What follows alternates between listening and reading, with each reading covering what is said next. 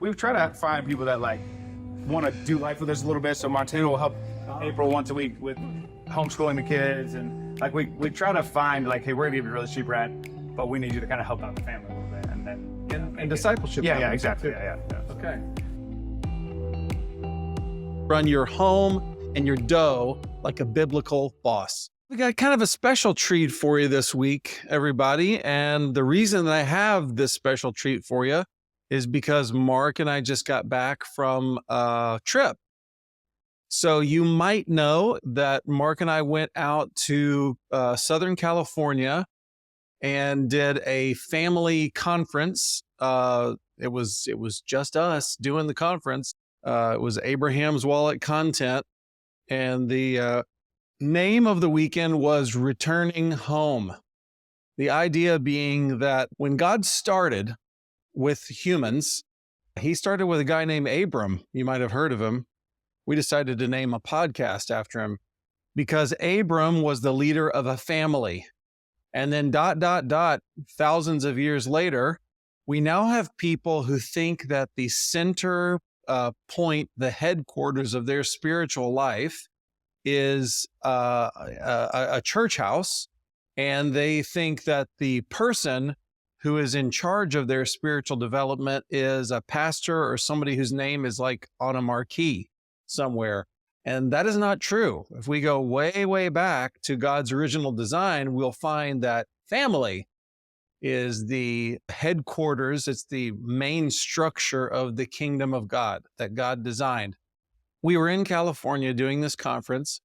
It went great. Mark and I will probably talk about that at length more in the future. And by the way, if you think your church home would be a great place for us to descend, land the ships there, and have an Abe's Wallet weekend where we inspire and equip families so that they can run their homes and perhaps their dough like biblical bosses. Hey, we'd be very up for that. We had a killer time in Southern California and got great engagement from people and got good responses from them. So I'll leave that for now. Anyhow, when we were out there, guess who hosted us? And it was none other than the Siervos, Jordan, who you know from our interviewing him about his life at Chick-fil-A, and his wonderful wife, April, and all of their wonderful children. We have had a series on Abe's Wallet called Abrahamic Tint Tours. And the idea being, if you could snap your fingers, go back in time and spend a couple of days with Abraham around his tents and his flocks and see how his whole operation worked, wouldn't you want to do that? Of course you would. So we have always thought, and people continually ask us about how other families do biblical family leadership. I just wonder how does this family celebrate the Sabbath day? I wonder how does this family deal with child training? So we have thought it very helpful to talk to people over the years and even take a video camera with us and just walk around someone's home and ask the question, why have you made these choices? Why did you do this? Why did you put this here? This cost a lot of money. Why did you do this instead of buying some new SUV or something? So we got to do that with the Ciervos. So you're about to see a walking interview of us talking through that. Now, we've done this before with Jeremy Pryor, who lives here in the Cincinnati area. And I think we did a much better job when we were walking around the Pryor home where I was narrating. We're now looking at a stepped front yard that has gardens built into it, etc. And I have been told by our producer, I did not do a great job of that at the Ciervo's home because I don't know, I wasn't thinking responsibly. I was having a good time. I think we had just played pickleball on his pickleball court, which he has on his property, by the way. That's big reveal coming up. I'm giving away the ending. And so we were having good times. You know, one thing we didn't put on camera, which is I'll just tell you about it right now. Would you like to know a tip from the Siervo's home? Okay. In my home, to give you a comparison, in our main big living area where we can host big meetings, we have this cart that we just put snacks on, and we call it the snack bar. Pretty original. And on this cart where there's all these snacks, we constantly load that up with, I don't know, those little pretzel nuggets that have peanut butter in them, and Sour Patch Kids, and nuts, and whatever. The idea being, if you're in our house, we don't want your tummy rumbling. We want you happy and cared for. The Siervos have something in their home which we failed to put on camera, but listen to this.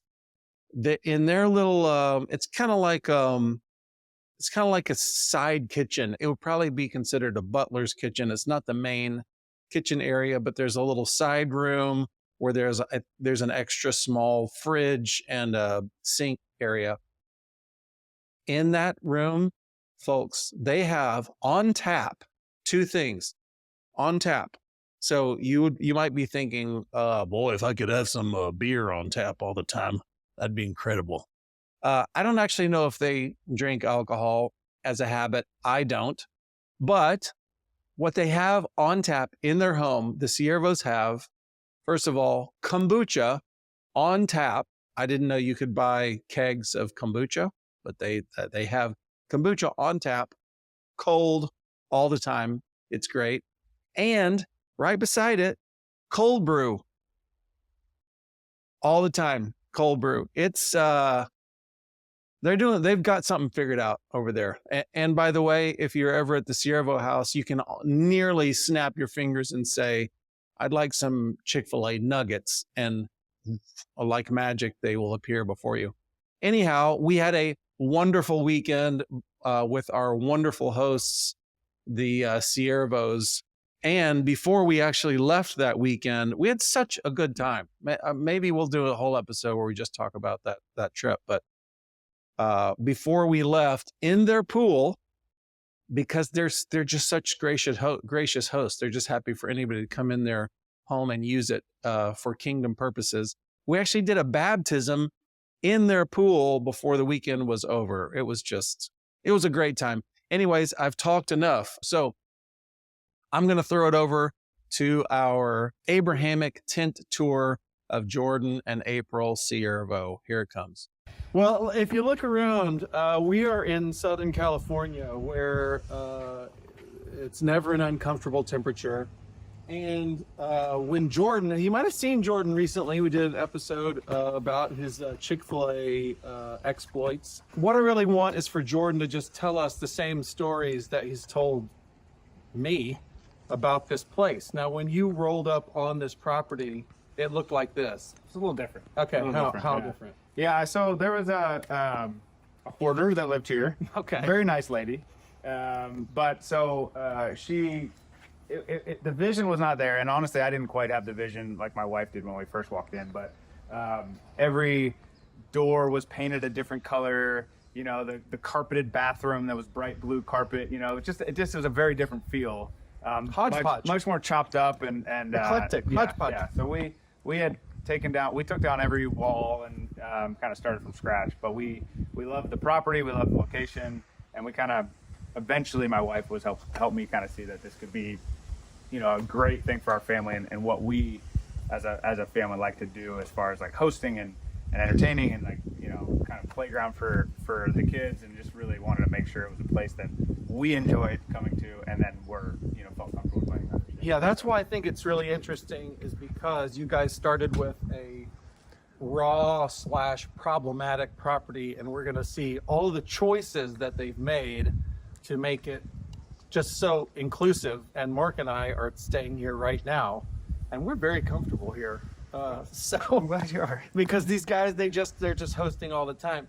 Before we go inside, why is there a slide on the front fence here? Well, you can see the Amazon package at the bottom of the slide. Yes. So we were actually, this is what happens when you start to leave your kids home alone. Uh-huh. We were having an issue where the Amazon drivers would drop it at the gate, and the gate would hit it and start knocking the gate off the track.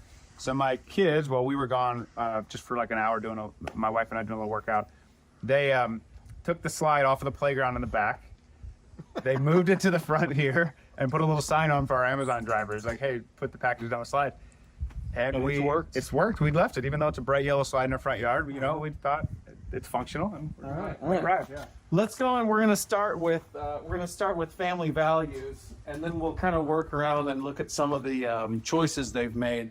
But you can just see here in the front, there's just a comfortable hangout talking spot. This is kind of it harkens, Jordan, to your personal heritage, because this reminds me of a southern porch. It's got a little southern porch, trying to make sure. And no you're rocking chairs, but we'll get to that eventually. Okay. But it's got the swing, you know. And now the room I'm staying in is just on the other side of that swing, and the window's open. So I got to hear really warm, encouraging conversations that happened out here just this morning through that window. So this is used for. Did you hear any coyotes last night? Because that's also. I did not hear coyotes. I heard the bringing in of a new puppy. Oh yeah. All right, so we'll look around at the property in just a second.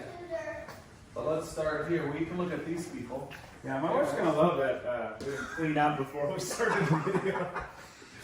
So talk us through these, Jordan. So this was a project that I still feel like is probably somewhat ongoing. We're still kind of modifying, but we wanted to have some family values. We've had a list up here for a while, but it was like 10 deep, and I think it was a little bit hard to kind of get our hands around. So Short and sticky. yeah, we wanted something that was a little easier to remember and kind of encompass a little bit about what our family's about. So we the goal would be, which we haven't done yet, and my kids here can hold me honest, we want to use these more during our family meetings. We've done that some, but not as much as we'd like. But for us, like, this is what the Siervo family is about: grow, guard, give, and glorify. And we're trying to encompass a lot of even the hospitality piece and the generosity and the give. You know, so we try to kind of condense some of them, but we want to be able to like tie it back as we're disciplining our kids, or as we're going through stuff or planning out our week. Like, hey, what are some ways that we can grow together as a family? You know, and Like you could spank a kid and say, "You're not glorifying the Lord." absolutely, sure, Good.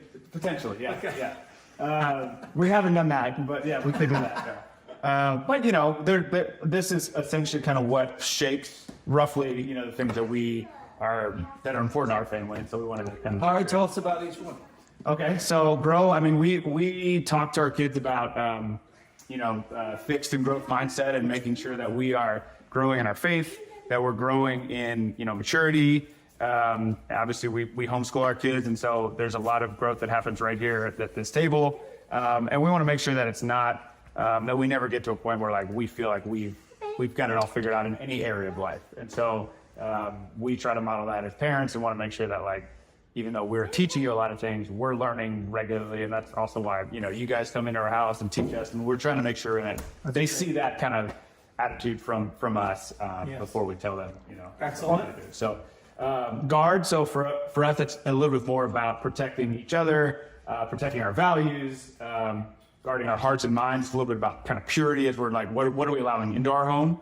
And so it's sort of that idea of shaping, what comes in that filter. Excellent. So give, this is around the idea of generosity and hospitality. So we feel like we've been blessed, and it's a lot of that kind of Abrahamic blessing of like to be a blessing to others.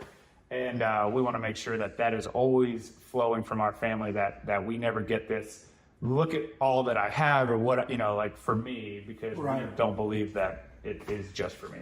If we've been blessed, it's to be a blessing. We want to make sure we have that mindset. I'll give you good grades on that one. And then and glorify. We want to make sure that God is still the center of all that we do, and that we're, making sure that when we're making decisions, it's ultimately to glorify God and not ourselves. Right. So you could be growing individually, and you could be a very generous person, and if you don't name the Lord as like, this is for Him. Sure. Yeah, you can get off track if you keep that bottom one out of there and think like, oh, we're doing really good. Our business is growing, and our house is whatever, and we can kind of get a little bit more about ourselves as opposed to outreach.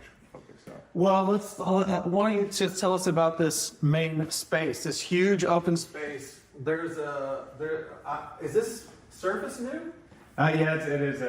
We bought that from our friends actually. Okay. Table, but it's kind of a lot of the homeschool actually happens here. But this is our kitchen table. I mean, for us, it was we wanted. So there were walls here that were a wall that we wanted to open it up and try to have like entertaining space. So it's a rather large island, but it was intended to be set up for an entertainment kind of space. And so whenever we host a lot of small groups or big events, it's set all the food up here. Everybody kind of talks around the table. We actually were able to build underneath this island because it's so big that the cabinets don't connect. There's a little secret hiding spot under there that the kids play and stuff. So it's kind of fun. But. And this, I mean, I've been to your house twice, and I think I've been a part of 3 gatherings at this place when the numbers have been 30 to 50 people. Yeah, let's see that. Oh, that is great. Oh, that's great. So they hang out in there sometimes. A little safer. You never know. You never know. Yeah. I mean, we try to say yes to most. We'd rather our kids see. So, like, even for adult only kind of thing, we want our kids to be able to see what's going on, what we do, and rather than do everything off-site where our kids don't get to experience it. So we try to have a space where we feel. And it seems like your community kind of sees your home as a community meeting place. Yeah. So other people initiate meetings at your house. True. Yeah. I think that's so commendable, and I've said this before, but in our city, especially Jeremy Pryor's house, they've also built it to be this kind of community center. And I just found out, I had a little meeting with Jeremy last week, and he told me, we've been out in Asia for like 6 weeks. And I was like, you have? Because we've had like 3 meetings at your house, which we have. Yeah, I think he definitely does that better. So we do it like, I told a couple of our friends will come over, whether I'm here or not, to play pickleball every Friday. We definitely, that's a great example. We definitely like, hey, if they need space, like we want them to use it for That's sure. great. So. Did you make any choices? I know you've got two rooms as guest rooms. Yeah. Did you make any specific choices with bedrooms?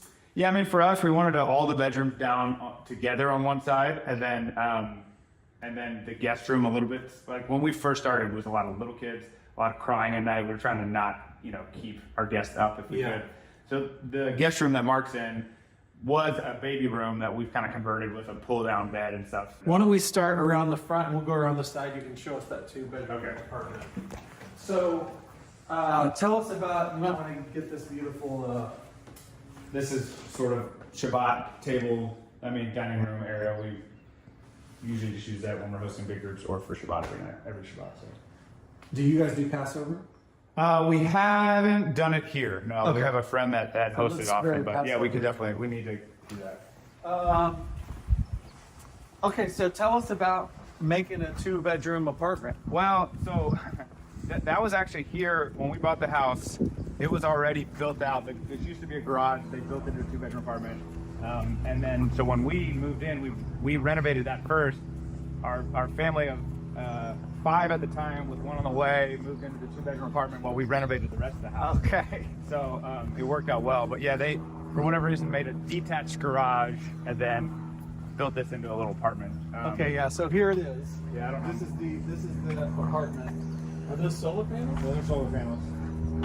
Are those solar panels? That's solar for the pool. Pool solar. Yeah. Sure. Yeah, there's a lot of sun in California. We take advantage. And I'm seeing a lot of toys, a lot of toy action. We have a few toys. Yeah, we actually have had people. So that's our 5th wheel that we do. We've done a few long 5-week road trips. You put the 5th wheel on the Super Duty? We do, yeah. Yeah. Power stroke. But we've also used it. It's set up where we've actually can use it for people. So we've had some people that have needed a place to stay short term and have lived in there as well. Mark is staying there tonight. 2-bedroom house. Are these people renting from you? Yeah, sort of. Yeah, I mean it's they're basically like paying utilities essentially. Okay. They're young. Faye's actually pregnant now, having their first. So we've tried to find people that like want to do life with us a little bit. So Montana will help April once a week with homeschooling the kids, and like we try to find like, hey, we're gonna give you a really cheap rent, but we need you to kind of help out the family a little bit, and then and discipleship. Yeah, exactly. Yeah. Okay. So, wow. What is this thing? What is this outdoor space? What are you doing here? We are, again, entertaining a lot. So, yeah, I mean, the kind of vision here was how do we, well, as you've seen, the weather's pretty good in Southern California. So, how do we create a space that is, it sometimes makes it easier to entertain because it's not all indoors and you can kind of let the kids roam. And we usually have, I mean, our growth group, I think, has 25 kids or something, you know, at one time. So it's hard to do that all inside. No basements in California, so this is kind of our space where we host a lot of stuff. It's amazing. Honestly, this was our first. Also, when we first got into Sukkot, it was like we had just built this, and we're like, "Well, we have a sukkah." Like it was a little bit of a cheating, like The world's I don't most know, amazing sukkah. Well, it was easy because it was already Yeah. done, you know. So that was like, "Hey, all right, we can do this, and we can build on next year," kind of deal. So it was yeah. Smoker. This is a Komodo. So this is where all the briskets get Thank you, smoked. Lord. Yeah. Thank you, Lord. And then Pizza? No, that's actually a flat top, like a what do you call it, hibachi style. So we do a lot of like hibachi or like a lot of smash burgers. Wow. Just like a flat top grill. Yeah. Is this a soapstone or It's something? called an Evo, but it's like a cast iron. Oh, okay. Essentially, you know. Isn't that the brand of your pizza thing? No. What's your pizza? Uni. Oh, yeah. I knew something Evo, with the vowel. Yeah, so I mean, there's always bubble water in the fridge, and you know, just place for the kids and I mean adults. We all just kind of hang out here. So yeah. You just to ask, you mentioned your growth group or house group, whatever you called it. Yeah. What's the basis of that thing? Where do you go to a church? We do go to church. Okay. Yeah. And this is like a small group from the church? Yeah, this is like a small group from the church. A lot of families, similar age kids as ours, and we meet twice a month. And sometimes we'll meet here. Sometimes we have another friend that'll host as well. I just want to point out, I think it's important to underline again, you see this and go like, well, I could never find a place like this. Okay, they built all this. They bought a little house that was all goofed up, spent a lot of time and money when your resources were not what they are today. It was a stretch at the time, yeah, for sure. And you got into this house, this piece of land, and you've completely revamped this land. That's what I think is so cool. And we didn't do it all at once. I mean, it was like That's right. We literally just did the 2-bedroom apartment so we could live somewhere, and then I did a lot of it myself, and a lot of it unpermitted, and whatever it took to get it done. Yeah. To live, and then that backyard was a disaster, and then slowly, we built a pool, then we did a gazebo, and then just recently added the pickleball court. Because I was like, what makes sense for our family? What do we need? Right. And it just started to kind of evolve. Could you tell us, do you remember what you bought the house for originally? Yeah, it was 900. And that was, 920 or and something. you were just pushing it to Oh, get that in was the door. it was a stretch. We got we were blessed because our first house was 400. We bought during the economic downturn in 2008 and ended up selling it and almost doubled our That's the Mark Parrott plan. Yeah, it is, and thanks to our financial advisor.